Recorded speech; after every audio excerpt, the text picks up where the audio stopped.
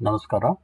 ಇವತ್ತಿನ ವಿಡಿಯೋನಲ್ಲಿ ಇವಿಟಲ್ RX mobile ಅಪ್ಲಿಕೇಶನಲ್ಲಿ ರಿಅಲೋಕೇಶನ್ ಆ್ಯಂಡ್ ರಿಟರ್ನ್ ಈ ಫೀಚರ್ನ ಹೇಗೆ ನಾವು ಯೂಸ್ ಮಾಡ್ತೀವಿ ಆ್ಯಂಡ್ ಮೊಬೈಲ್ ಅಪ್ಲಿಕೇಶನಿಂದ ಬಾರ್ಕೋಡೆಡ್ ಐಟಮ್ಸ್ನ ಸ್ಕ್ಯಾನ್ ಮಾಡಿ ನಾವು ಪರ್ಚೇಸ್ ರಿಟರ್ನ್ ಡ್ರಾಫ್ಟನ್ನು ಕ್ರಿಯೇಟ್ ಮಾಡ್ಬೋದು. ಕ್ರಿಯೇಟ್ ಮಾಡಿದ್ಮೇಲೆ ವೆಬ್ಬಲ್ಲಿಂದ ನಾವು ರಿಟರ್ನ್ನ ಸೇವ್ ಮಾಡ್ಬೋದು.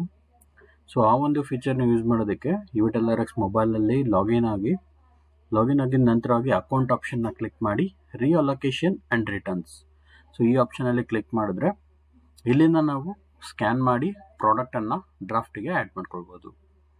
ಇಲ್ಲಿ ನಮಗೆ ಫಸ್ಟ್ ನಾವು ಡ್ರಾಫ್ಟ್ ಮಾಡೋಕ್ಕಿಂತ ಮುಂಚೆ ಎಲ್ಲ ಪ್ರಾಡಕ್ಟನ್ನು ತೊಗೊಂಡಿರಬೇಕು ಶೆಲ್ಫ್ಸಿಂದ.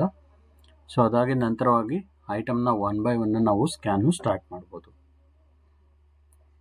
ಓಕೆ, ಸ್ಟಾರ್ಟ್ ಸ್ಕ್ಯಾನಿಂಗ್ ಕ್ಲಿಕ್ ಮಾಡಿ ಬಾರ್ಕೋಡ್ನ ಸ್ಕ್ಯಾನ್ ಮಾಡಿದ್ರೆ ಎಕ್ಸ್ಪೈರಿ ರಿಟರ್ನ್ ಟು ಪ್ರಾಡಕ್ಟ್ ಬಂದ್ಬಿಟ್ಟು ಬೇಸ್ಡ್ ಆನ್ ಎಕ್ಸ್ಪೈರಿ ಇದನ್ನು ರಿಟರ್ನ್ ಮಾಡಬೇಕಾಗತ್ತೆ. ಯಾವ ಡಿಸ್ಟ್ರಿಬ್ಯೂಟರಿಂದ ಬಂದಿದೆ ಅಂತದ್ದು ನಮಗೆ ಶೋ ಆಗುತ್ತೆ.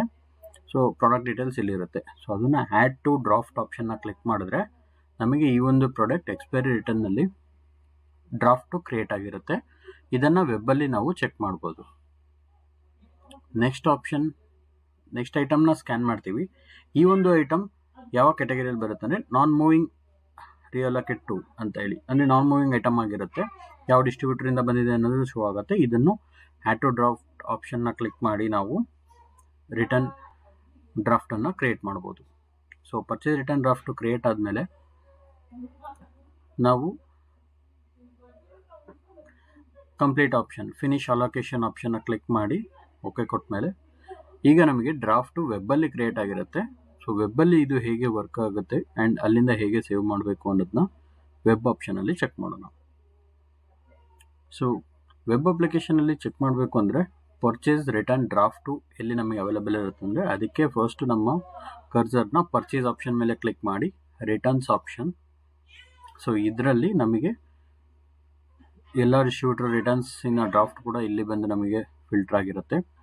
ಇಲ್ಲಿ ನಾವು ಫಿಲ್ಟರ್ ಮಾಡ್ಕೊಳ್ಳೋದಕ್ಕೆ ಆಪ್ಷನ್ಸ್ ಅವೈಲೇಬಲ್ ಇದೆ. ಅದರಲ್ಲಿ ಒಂದು with GST and without GST option ಇದೆ. ಯಾವ ಡಿಸ್ಟ್ರಿಬ್ಯೂಟರಿಂದ ನಮಗೆ ಬಂದಿದೆ ಅಂತ ಆಟೋಮೆಟಿಕ್ಕಾಗಿ ಸ್ಕ್ಯಾನಿಂಗಲ್ಲೇ ಅಲ್ಲಿ ತೊಗೊಂಡಿರುತ್ತೆ.